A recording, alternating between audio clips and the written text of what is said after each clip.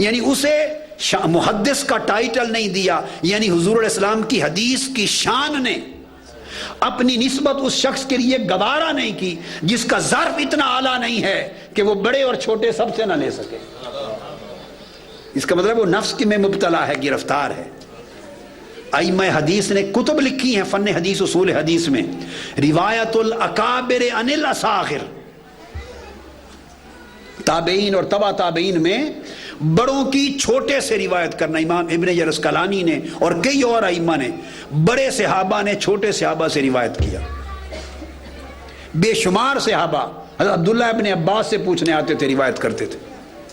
اور سیدنا عبداللہ ابن عباس جب آقا علیہ السلام کا وصال ہوا تو ان کی عمر 9 سال کے قریب تھی۔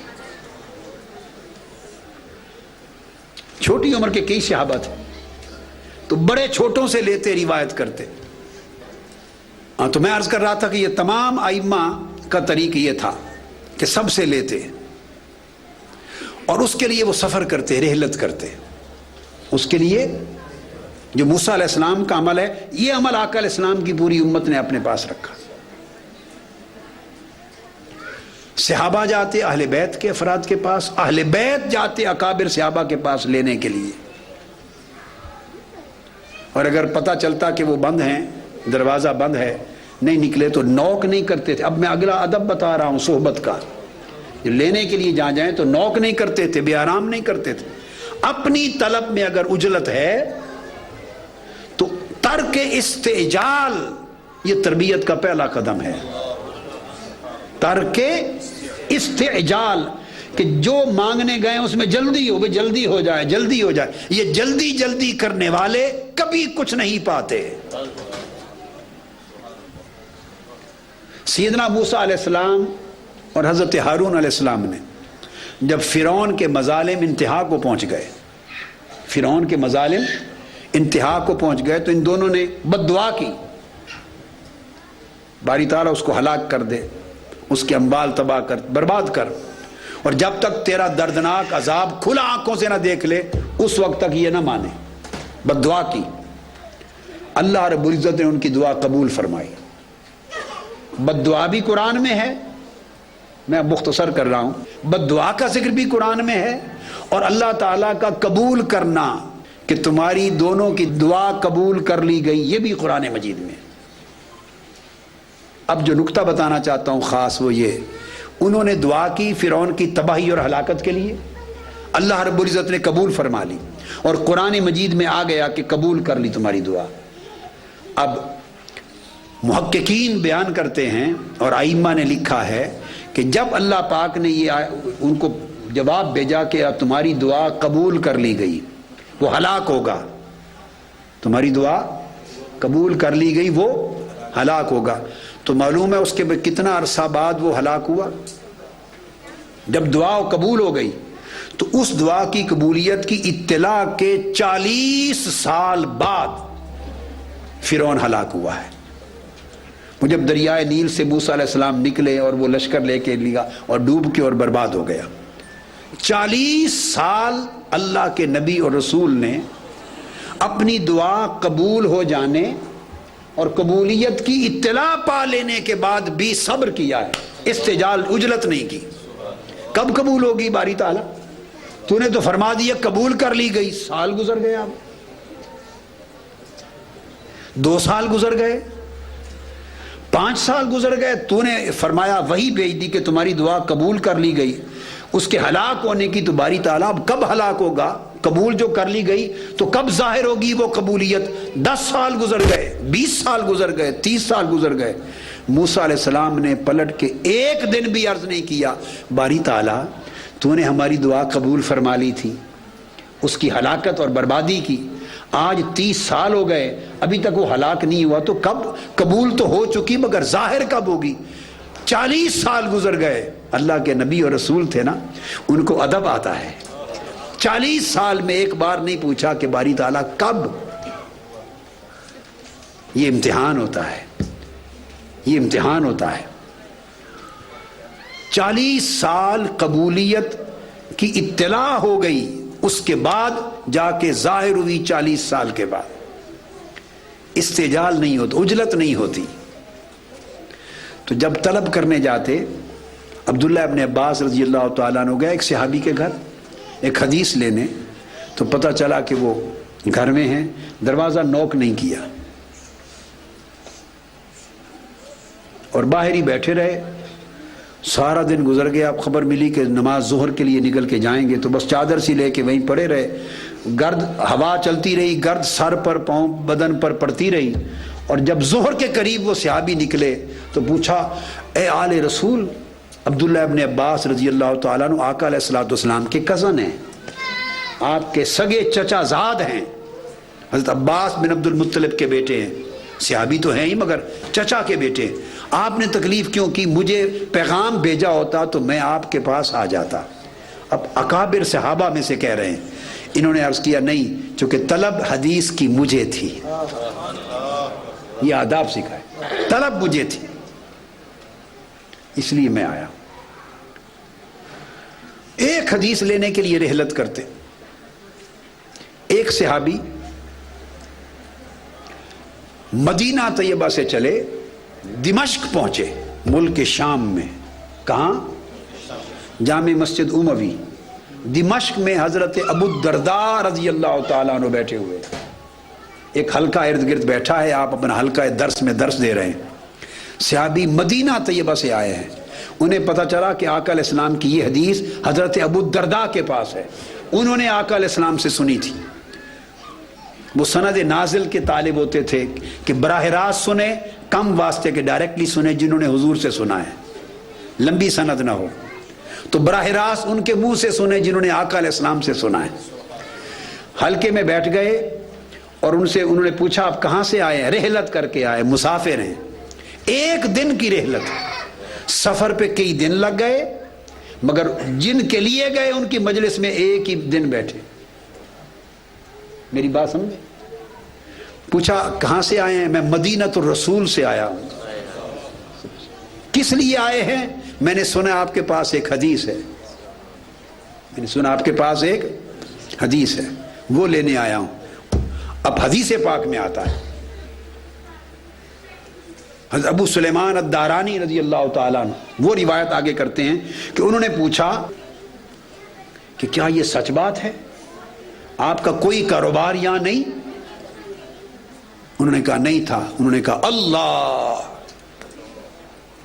ان پر یہاں کسی سے رشتہ دار سے ملنے تو نہیں آئے؟ انہوں نے کہا نہیں، کسی سے ملنے نہیں آیا ہوں. اللہ. پھر پوچھا کہ کسی اور غرض نے آپ کو یہاں بلایا ہو، کوئی درمیان میں اس کے علاوہ کوئی اور کام بھی ہو؟ انہوں نے کہا کوئی اور کام نہیں، آپ سے حدیث سن کے واپس چلا جاؤں گا. کہا اللہ. ان کا بازو پکڑا، کھینچا اپنی طرف، کھینچا اور سنایا کہ اگر آپ نے پھر اس لیے سفر کیا ہے تو میں آقا علیہ السلام کی حدیث سناتا ہوں آپ کو جو میں نے آقا سے سنی. آقا علیہ السلام نے فرمایا کہ جو شخص طلب علم کے لیے میری رضا کی خاطر سفر کرے، اس کے دوران سفر اس کے پاؤں کے نیچے فرشتے پر بچھاتے ہیں اور جنت کے سارے دروازے اس پر کھول دیے جاتے ہیں. اور پھر دوسری روایت حدیث میں آتا ہے، اسی طرح سفر کر کے صحابی آئے، پوچھا حدیث کیا ہے؟ تو انہوں نے بتایا کہ حدیث میں آپ کی صرف اور کسی غرض سے نہیں آیا، آپ سے محبت کرتا ہوں، اتنا سفر کر کے آیا ہوں. صرف کس لیے؟ انی احبک فی اللہ، میں اللہ کے لیے آپ سے محبت کرتا ہوں. انہوں نے کہا اللہ، اللہ کے لیے مجھ سے محبت کرتے ہو؟ کیا صحیح بات ہے؟ اس سے ابھی تابعی نے بھی کہا اللہ، پھر انہوں نے کہا اللہ، انہوں نے کہا اللہ، پھر انہوں نے کہا اللہ، انہوں نے کہا اللہ. پھر کھینچ کے سنایا اللہ رب العزت نے پھر کہ جو اللہ پاک نے فرمایا کہ جو میری وجہ سے جس سے کسی سے محبت کرتا ہے اس سے میں محبت کرتا ہوں، میری محبت اس کے لیے واجب ہو گئی. اور جس کے لیے میری محبت واجب ہو گئی پھر اس کے نتائج اور برکات بیان کی کہ جب اللہ کی محبت جس کو مل گئی تو جنت کا حقدار ٹھہرا. ایک ایک حدیث لینے کے لیے سفر کرتے، دمشق گئے، واپس پلٹ گئے پھر مدینہ طیبہ. اس طرح ائمہ سفر کرتے ایک سبق سیکھنے کے لیے، اور ان کے آداب ہوتے. پھر جب ہم سفری ہوتی ہے، ہم بولیے، تو اس کے آداب ہوتے ہیں. آپ رفقا ہیں. میں آج کی اس پہلی نشست میں رفقا، یہ رفاقت ہے جو ہم سفری ہے، آپس میں ایک دوسرے کے رشتے کے آداب بھی ساتھ ساتھ بتا رہا ہوں. آپ ایک سفر کے سالک ہیں تو آپس کے تعلق کے آداب ہیں. حضرت ابراہیم بن ادہم رضی اللہ تعالیٰ عنہ، ان کے ساتھ کسی نے کہا کہ میں آپ کی سنگت میں، آپ کی رفاقت میں رہنا چاہتا ہوں اور سفر اکٹھا طے کرنا چاہتا ہوں. ٹھیک ہے، انہوں نے قبول کر لیا اسے اپنی سنگت اور رفاقت میں. تو دونوں رفیق ہو گئے، مصاحب ہو گئے، چل پڑے. رستے میں وہ شخص بیمار ہو گیا، وہ شخص بیمار ہو گیا. اب وہ بیان کرتے ہیں کہ وہ جو کچھ ان کے پاس تھا میرے علاج معالجے پر، میری خوراک پہ خرچ کر دی. میری طبیعت کچھ سنبھلی، بہت کمزور تھا، بہتر ہو گئی، تکلیف جاتی رہی، کمزوری تھی. میں نے کہا کہ کمزوری بہت ہے، اگر کچھ مجھے کھانے کی چیز اچھی، جیسے آپ گوشت اور یخنی ایسی چیز کمزور کو دیتے ہیں، کچھ ایسی چیز مل جائے تو تاکہ میرے اندر طاقت توانائی بھی کچھ آ جائے. انہوں نے کہا اچھا لا دیتا ہوں. حضرت ابراہیم بن ادہم نے کیا کیا، خاموشی سے، سفر کے لیے گدھا ساتھ تھا، جیسے خچر ہوتا ہے، گدھا ہوتا ہے، اس زمانے گدھے پر، خچروں پہ سفر کرتے تھے، اس کو جا کے بازار بیچ آئے. پیسے نہیں بچے تھے. یہ میں رفاقت کا حق بیان کر رہا ہوں. باہمی اللہ کے لیے جب محبت ہو جائے اور رشتہ بن جائے تو باہمی حقوق کیا ہوتے ہیں، اور اللہ کے لیے محبت کرنا آپس میں کیا شے ہے، اور اللہ کے لیے ایک دوسرے سے تعلق، محبت، رفاقت، سنگت میں جڑ جانا کیا ہے. گدھا بیچ آئے اور اس کے پیسے سے وہ چیزیں خرید لائے جو اس کے لیے تقویت کا باعث بن سکتی، تو سارا کچھ اس کو کھلا پلا کے کچھ جان میں جان آتی. جب اٹھے چلنے لگے تو تھوڑی دیر گزر گئی، اس نے کہا سامان اٹھا لیا، اور گٹھڑیاں اٹھا لیں. تو پوچھا سواری کہاں ہے، اس نے پوچھا گدھا، تاکہ ہم بیٹھ کے چلیں. فرمایا وہ بیچ دیا میں نے.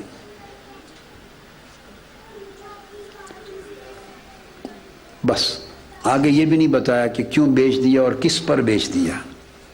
یہ حقوق میں سے جس کے ساتھ بھلا کرو اس کو جتاؤ نہیں. بیچ دیا. تو میں نے پوچھا کہ اب ہم سفر کس پر کریں گے. انہوں نے کہا کوئی بات نہیں، میں توانا ہوں، میں آپ کو اپنے کندھوں پر اٹھا لوں گا. بس ابراہیم بن ادہم نے اس بیمار اپنے ساتھی کو اپنے کندھوں پہ اٹھا لیا. فرماتے ہیں اس رب کی عزت کی قسم جس کے قبضہ قدرت میں میری جان ہے، 3 دن کا سفر باقی تھا اور مجھ میں چلنے کی سکت نہیں تھی. حضرت ابراہیم بن ادہم کوئی پیر فقیر، کوئی اولیاء اللہ میں سے یا مشائخ میں سے نہیں ہے، شیخ نہیں ہے، ساتھی ہے، کہ رفیق ہے اس کا، ہم مصاحب ہے. 3 دن تک اپنے کندھے پر اٹھا کے لے گئے. اس کو کہتے ہیں حق کے صحبت اور حق کے رفاقت. حق کے جب دوستی ہو گئی اللہ کے لیے تو پھر اس کے حقوق ہوتے ہیں. وہ تو بڑی ادنا بات میں نے کی تھی کہ کسی کی غیبت نہ ہو، کسی کی چغلی نہ ہو، کسی کے خلاف بات نہ ہو. لاکھ عیب بھی نظر آئیں تو آنکھیں بند کر لیں. نیکی کسی کی اگر دیکھ سکتے ہیں تو دیکھیں. بس یہ بھی یاد کرا دوں کہ دوسروں کے عیب اسی کو نظر آتے ہیں جو اپنے عیب نہیں دیکھتا. آنکھ ایک ہی شاید دیکھے گی، آنکھ یا دوسروں کے عیب دیکھے گی یا اپنے عیب دیکھے گی. تو جو لوگ اپنے عیب دیکھنے میں مصروف ہوتے ہیں انہیں کسی اور کے عیب دیکھنے کی فرصت ہی نہیں رہتی، اور ان کی آنکھ کسی اور کا عیب دیکھنے کی تاب ہی نہیں رکھتی جو اپنا عیب دیکھنے میں مصروف ہوتے. تو میں عرض یہ کر رہا تھا کہ مصاحبت، رفاقت اور اللہ کے لیے محبت و سنگت کے حقوق ہیں. تو موسیٰ علیہ السلام جب حضرت خضر علیہ السلام کے پاس پہنچ گئے تو جا کے فرمایا، تو ایک تو میں نے بات کی کہ بڑا چھوٹے کے پاس گیا، نبی اور رسول ایک ولی کے پاس گیا. اور اس لیے کہ اگر ولی جاتا نبی کے پاس تو وہ تو جاتے ہی رہتے ہیں، ہر ولی نبی کے پاس جاتے رہے، صحابہ، اولیاء، سب امتوں کے انبیاء کے پاس وہ تو لیتے ہی رہتے ہیں. تو اگر ولی نبی کے پاس جائے تو شریعت میں سنت نہیں بنتی. ولی کا عمل شرعی سنت نہیں ہوتا، باعث برکت ہوتا ہے، باعث خیر و برکت ہوتا ہے، اسوہ ہوتا ہے۔ شرعی سنت تب بنتی ہے کہ وہ عمل نبی کرے۔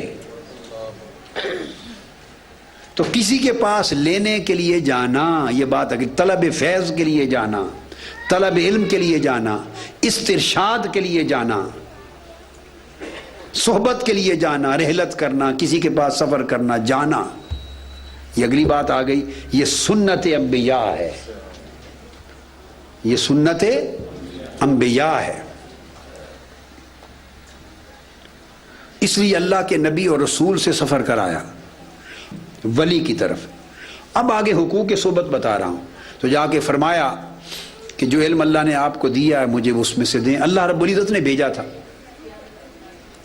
آپ نے پوچھا تھا باری تعالیٰ کیا اس زمین پر مجھ سے زیادہ بھی کوئی عالم ہے، کوئی ایسا شخص بھی ہے کہ جس کو تو نے اتنا علم دیا ہو کہ جو میرے پاس نہیں؟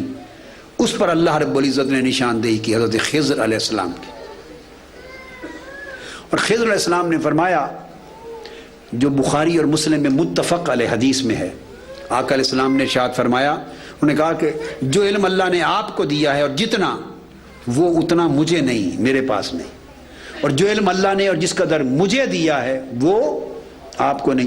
جو آپ کا منصب اور فریضہ تھا اس کے مطابق آپ کو علم کثیر دیا، اور وہ میری ذمہ داری نہیں تھی، مجھے اتنا نہیں دیا، اور جو کچھ میرا نسبت تعلق ہے اور میرے احوال ہیں وہ جو مجھے دیا وہ آپ کے کام کا حصہ نہیں تھا۔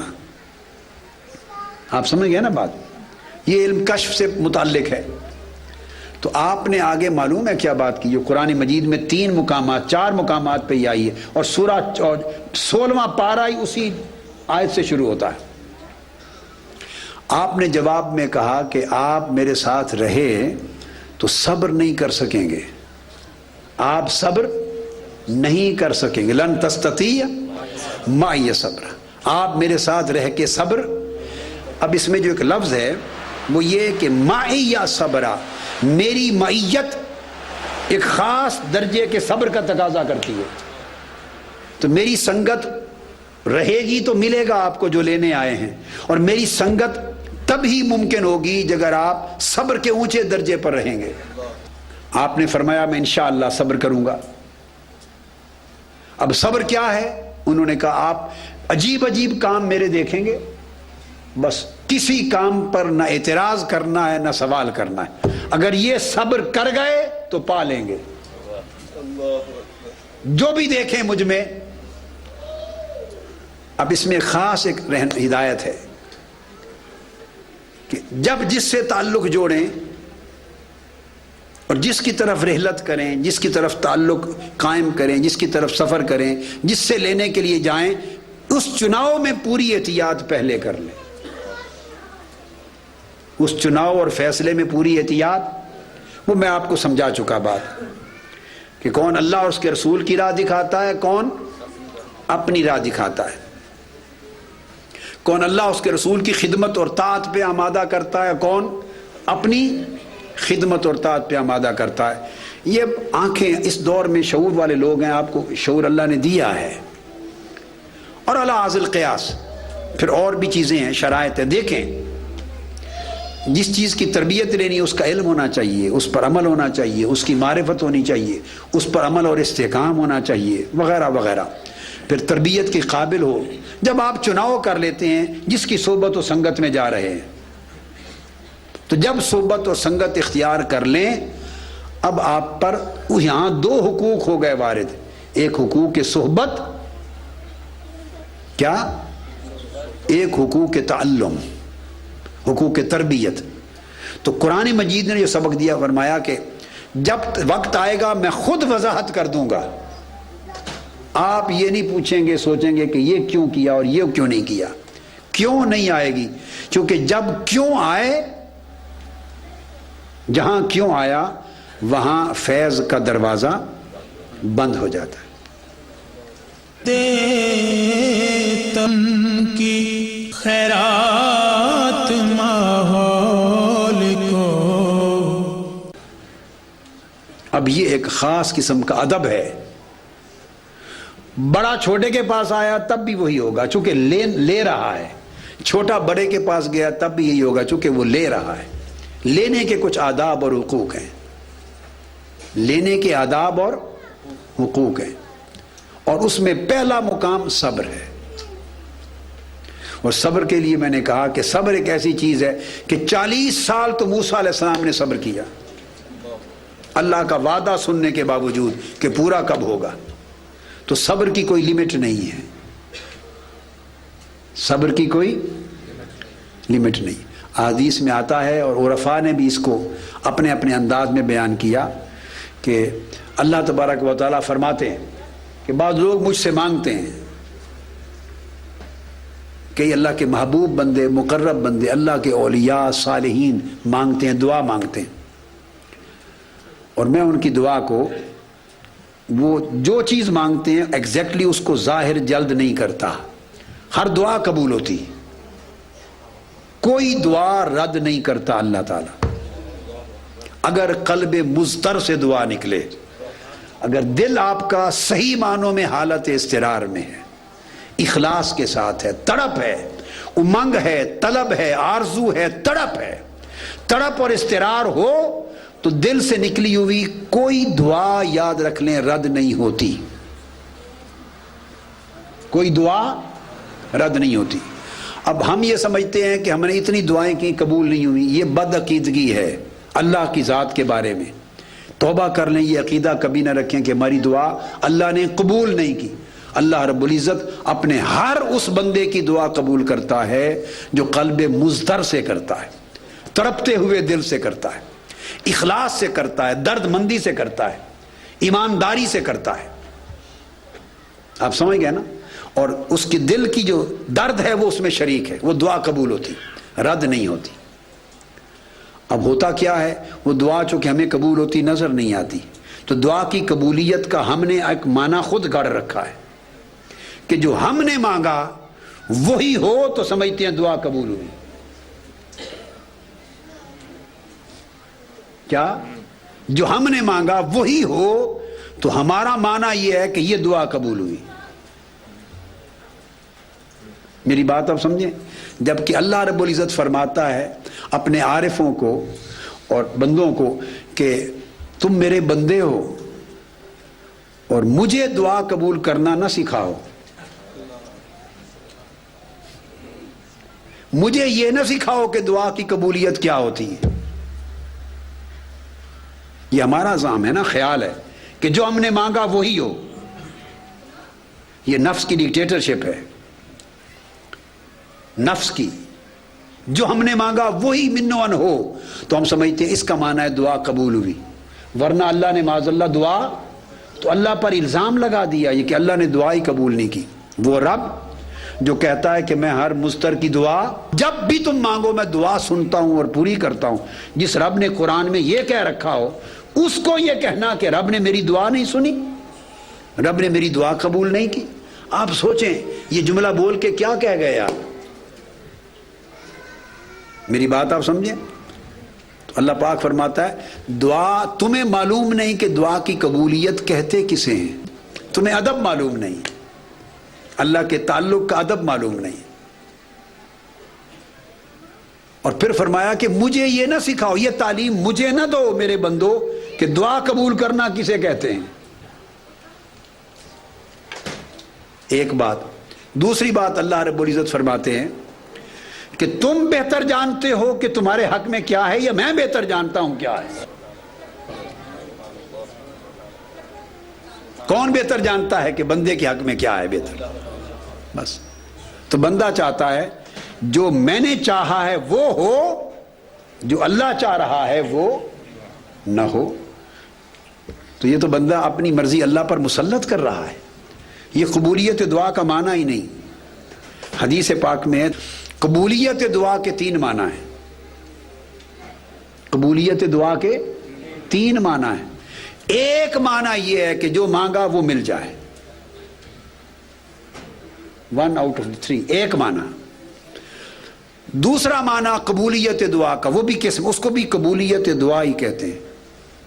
قبولیت وہ کیا کہ دعا کی تو جو مانگا وہ اللہ نے نہیں دیا، اسی قدر اللہ نے بلا ٹال دی،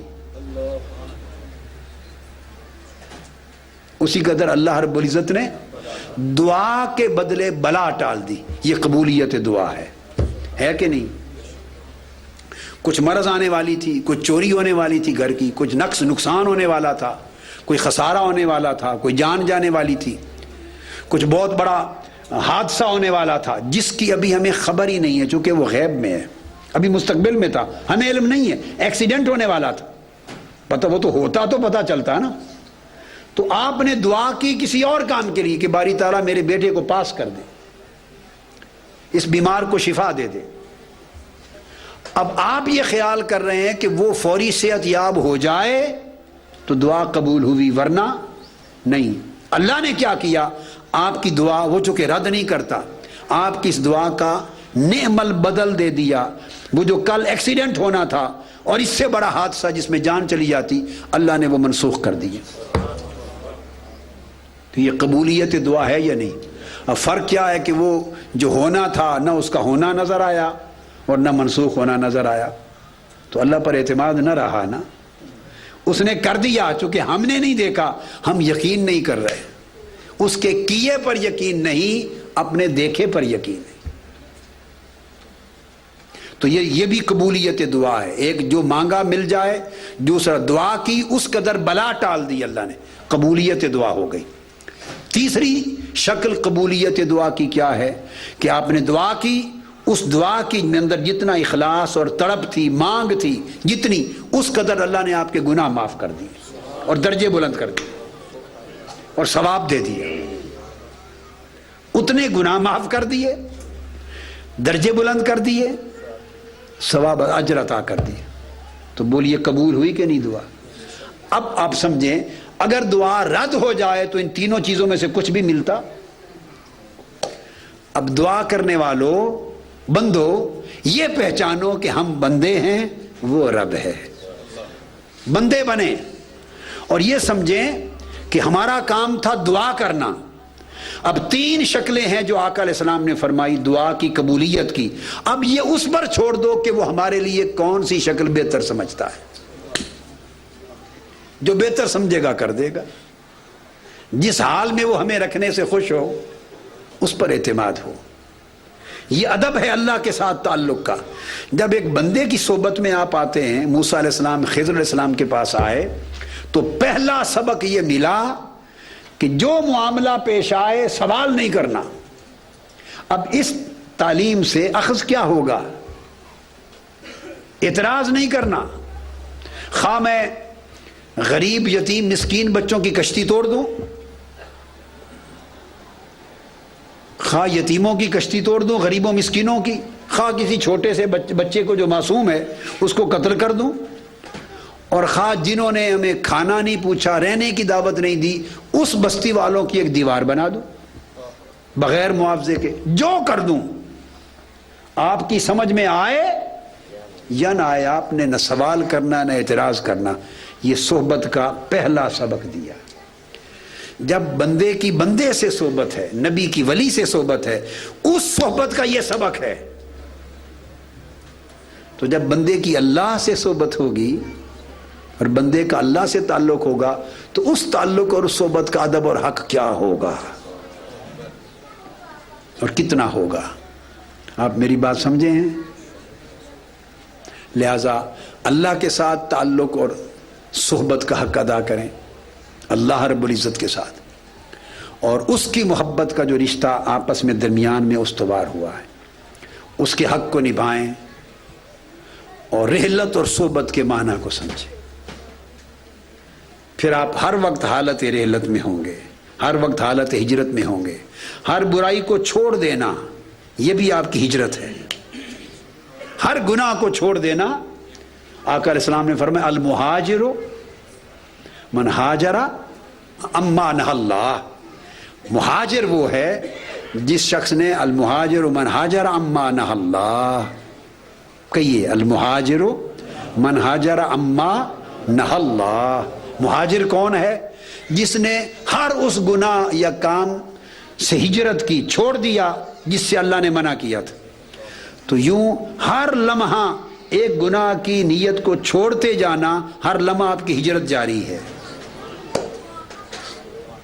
ہر گناہ کو چھوڑتے جانا، ہر بری عادت کو چھوڑتے جانا، ہر عیب کو چھوڑتے جانا، ہر غفلت کو چھوڑتے جانا، ہر نافرمانی کو چھوڑتے جانا، غیبت چغلی کو چھوڑتے جانا، ہر وہ کام جس سے اللہ نے منع کیا اس کو چھوڑتے جانا. ہجرت پہ ہجرت ہو رہی ہے، ہر لمحہ آپ حالت ہجرت میں ہیں.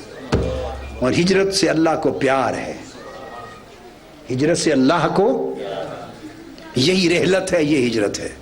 تو آپ اپنے من میں رحلت بپا کریں. آخری بات آج کی کر کے، اپنے من میں رحلت اور ہجرت بپا کریں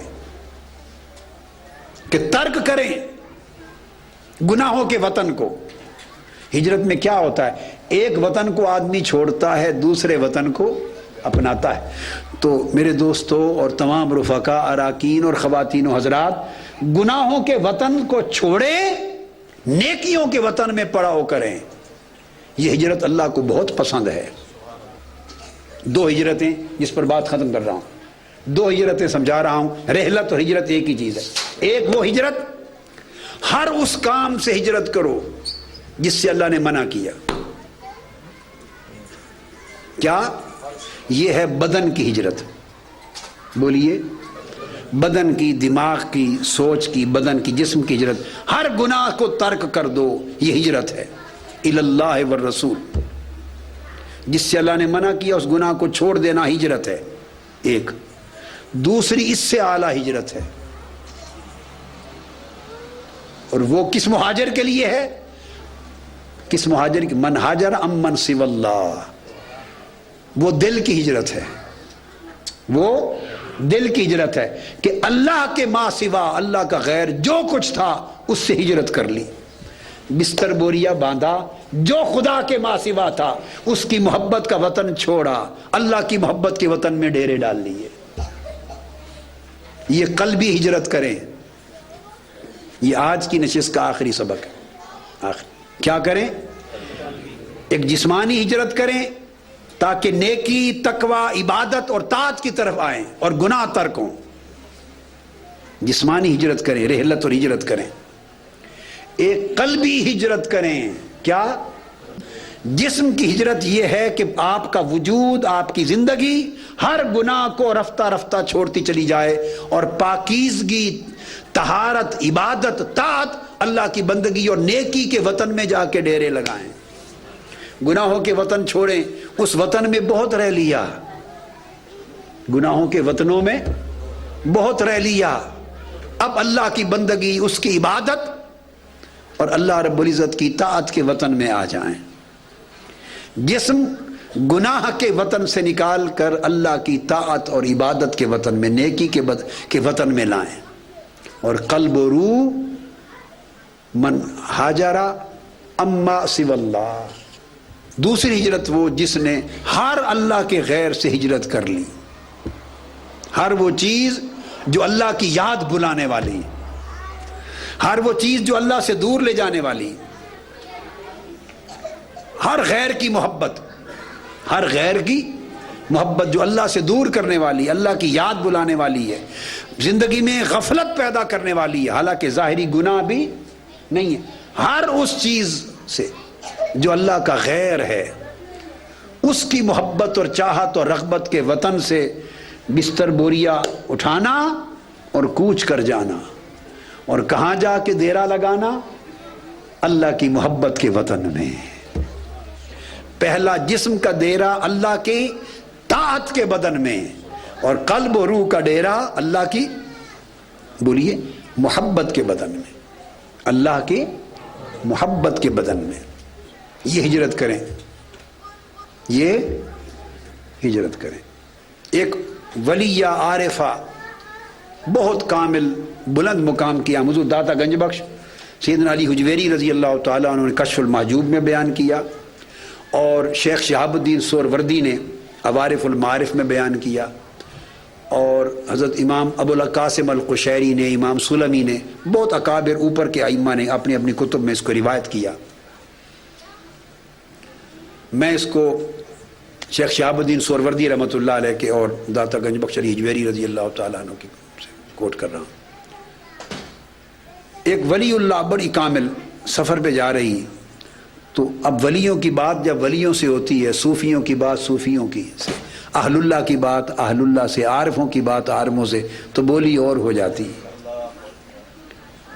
تو ایک عارفہ جا رہی ہے، ایک عارف ملے ہیں راستے میں، پوچھتے ہیں خاتون کدھر سے آ رہی ہو؟ کیا کدھر سے آ رہی ہو کیا؟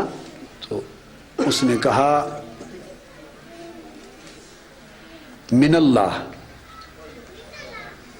اللہ کی طرف سے آ رہی. کیا کہا؟ اللہ کی طرف سے آ رہی.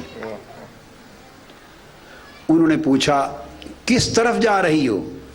اس نے کہا اللہ، اللہ کی طرف جا رہی ہوں. یعنی من کے وطن سے اب آ رہی ہوں. ہائے ہائے ہائے.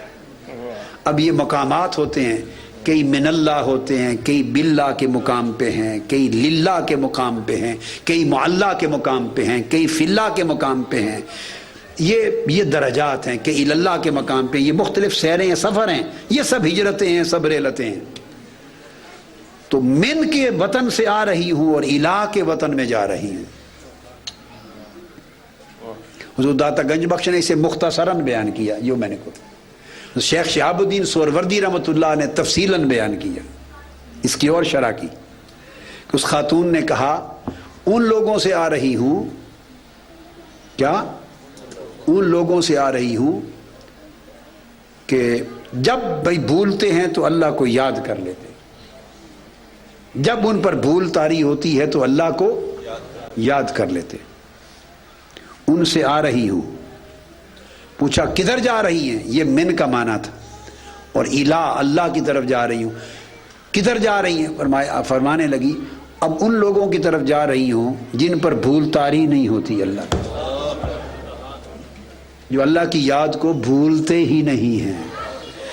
ان سے اپنا قیام مکمل کر کے ہجرت کر کے رحلت کر کے وطن، اس وطن سے کوچ کر کے آ رہی ہوں جس وطن میں وہ لوگ رہتے ہیں کہ جب بھول ہو تو اللہ کو یاد کر لیتے. ان کی زندگی میں بھول کا علاج اللہ کی یاد ہے. جب بھولتے اللہ کو یاد کرتے. اب اس وطن کا قیام ختم کر کے آگے اگلے وطن کو جا رہی ہوں. اور یہ وطن کون سا ہے؟ رجال لا تلہیہم تجارت ولا بیع عن ذکر اللہ. کہ ان سے آ رہی ہوں کہ وہ جو لوگ ہیں وہ کاروبار تجارت دنیا کے شغل، جب بھی ان کو اس کی مصروفیت بڑھتی ہے اور وہ بھولنے لگتے ہیں، غفلت آنے لگتی ہے، تو اللہ کو یاد کرتے ہیں کثرت کے ساتھ. اب اس وطن کو چھوڑ کے اس وطن میں جا رہی ہوں جہاں وہ لوگ بستے ہیں کہ وہ کاروبار بھی کرتے ہیں، تجارت بھی کرتے ہیں، اور دنیا کا لین دین سارا کچھ کرتے ہیں، مگر کسی لمحے کسی حال میں وہ اللہ کی یاد سے غافل نہیں ہوتے. یعنی ان لوگوں کے وطن سے آ رہی ہوں جو غفلت کا علاج اللہ کے ذکر اور اللہ کی یاد سے کرنے والے ہیں، جو غفلت کا علاج اللہ کی یاد سے کرتے ہیں. اب اس وطن میں جا رہی ہوں جہاں غفلت طاری نہیں ہوتی، جہاں غفلت طاری نہیں ہوتی. یہ ہے ہجرت اللہ قلب کی، جو فرمایا ہجرت اما سوی اللہ، اللہ کے ہر غیر کی محبت سے ہجرت کر لینا، رحلت کر لینا. تو بدن کے کام ہوں گے تو پھر آگے دل اور روح کی طرف بھی چلیں گے نا جی. تو دل اور روح کا راستہ اس لیے بتا دیا کہ ایک منزل سامنے رہے نگاہوں کے کہ اس ڈائریکشن میں جانا ہے، اور کم از کم جو واجب ہے کرنے کا وہ بدن کی ہجرت سمجھا دی کہ ہر گناہ کو ترک کرتے جانا ہے یکے بعد دیگرے، تاکہ نامہ اعمال میں ہجرت پہ ہجرت لکھی جائیں اور کئی ہجرتوں کے دفتر لے کے اللہ کے حضور پیش ہوں. یہ کون لوگ آئے ہیں؟ یہ رفقا آئے ہیں منہاج القرآن کے وابستگان. کیا کرتے رہے ہو؟ باری تعالیٰ ساری زندگی تیری خاطر تیری طرف ہجرت ہی کرتے رہے ہیں.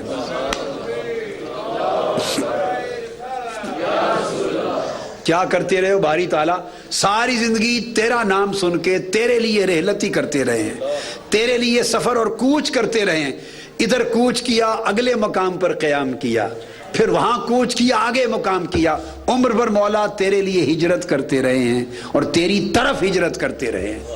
تو اتنا سبق جتنا آج ہو گیا اس کو یاد کریں، ذہن نشین کریں، دلوں میں اس کو جگہ، اس کی جگہ دیں، بنائیں، تو اللہ رب العزت اپنا فضل فرمائے، رحمت فرمائے، اور ہم سب کو مہاجر الی اللہ بنائے اور مہاجر الی الرسول بنائے، اور یہ رحلت اور یہ صحبت اللہ اور اللہ کے رسول کی بارگاہ میں قبول ہو۔